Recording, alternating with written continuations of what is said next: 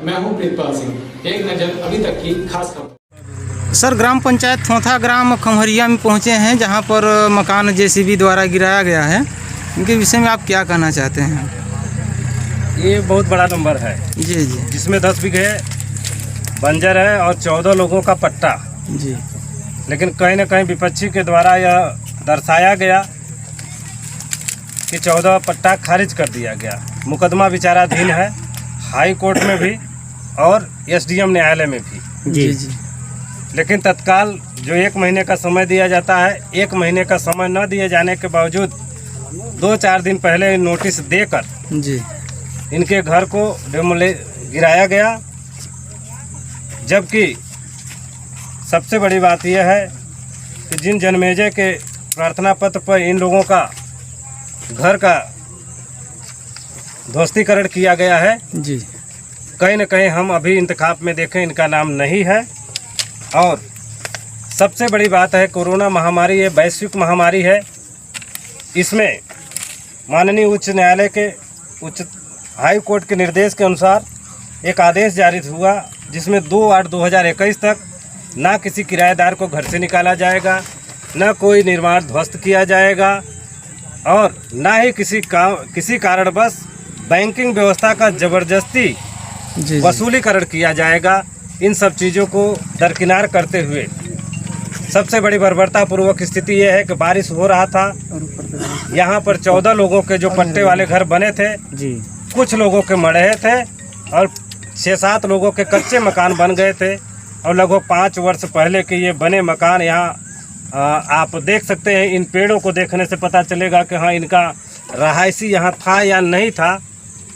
कहीं न कहीं तहसीलदार जो कहीं न कहीं दूषित मानसिकता को होने के कारण और कुछ न कुछ लाभांश के चक्कर में जी जी जी आर्थिक रूप से लाभ पाकर इन गरीबों के पेट पर लात नहीं मारा, बल्कि जीवन ध्वस्त कर दिया। यहाँ पे रहने के लिए इन लोगों के पास कोई सहारा नहीं है।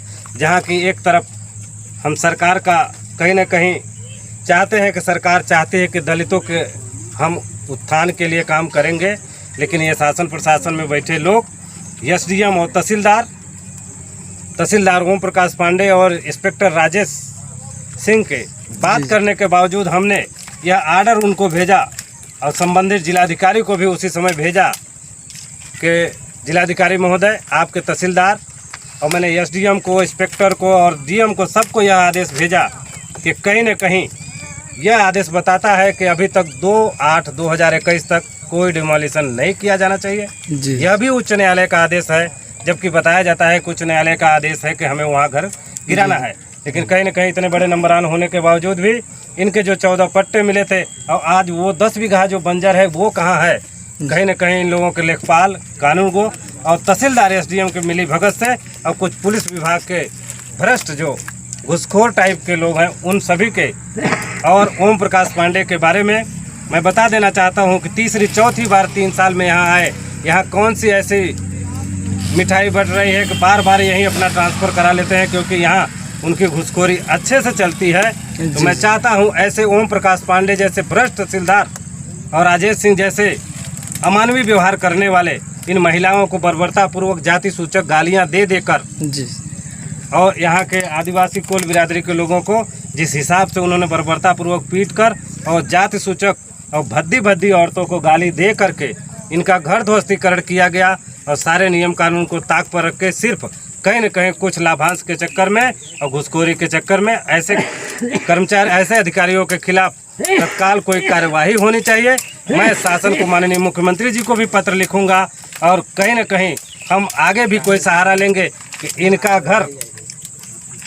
घर अगर ये रहने के लिए इनके लिए सरकार चाहती है कि हम छत दें, तो इनको भी छत मिलना चाहिए। और जहां ये लोग बसे हैं, जबकि 1 लाख और भी है कि गरीब जहां बसा है, SC ST के लोग जहां बसे, ये पूर्ववत आदेश है कि इनको कहीं हटाया नहीं जा सकता। उस आदेश को भी दरकिनार किया गया और 2/8/2021 के कोरोना काल वाले उच्च न्यायालय के आदेश को भी दरकिनार किया गया, जो कि एक अमानवीय व्यवहार है और भ्रष्टाचारी अधिकारियों के खिलाफ हम कार्रवाई करने के लिए आगे लिखेंगे। और इस विषय को लेकर हम माननीय मुख्यमंत्री जी से मिलेंगे और हम चाहेंगे कि इनका जो स्थायित्व स्थान था इनको दिलाने का भी काम करेंगे और दोषियों के खिलाफ कार्रवाई भी करने नहीं बल्कि सस्पेंशन तक की कार्रवाई चाहते हैं, जिससे यह अन्य किसी गरीब के साथ अन्याय और शोषण बर्बरतापूर्व अमानवीय व्यवहार न कर सके। इसी परिप्रेक्ष्य में आज यहाँ 200-250 लोग इकट्ठा हुए हैं और सभी लोग चाहते हैं कि इनके साथ गरीबों के लिए न्याय मिले और इनका रहायशी मकान यहीं स्थापित हो जहाँ 10 बीघे बंजर है और उन लोगों के खिलाफ कार्रवाई हो। बहुत बहुत धन्यवाद। सर जैसे अभी इस समय बारिश का मौसम भी है और आप देख भी रहे हैं इनके हालात है कि इनके घर से बेघर हो चुके हैं। इन गरीबों के बारे में आप फिर इनके लिए क्या मदद का गुहार लगाएंगे सर वर्तमान के लिए? व्यक्तिगत रूप से हम यहाँ इन लोगों के लिए टेंट वेंट और खाने पीने की व्यवस्था हम अपने इन लोगों के सेवक होने के नाते जो हमारा नैतिक दायित्व बनता है इसकी व्यवस्था हम करेंगे, लेकिन तत्काल बात करके इनको यहीं इनका निर्माण करवाएंगे।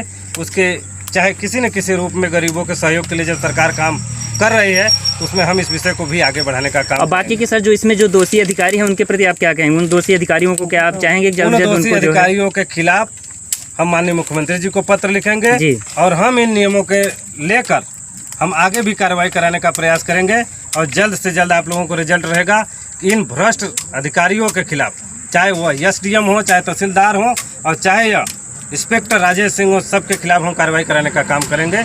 यह तत्काल आप लोगों को मीडिया के माध्यम से सूचित होगा। धन्यवाद।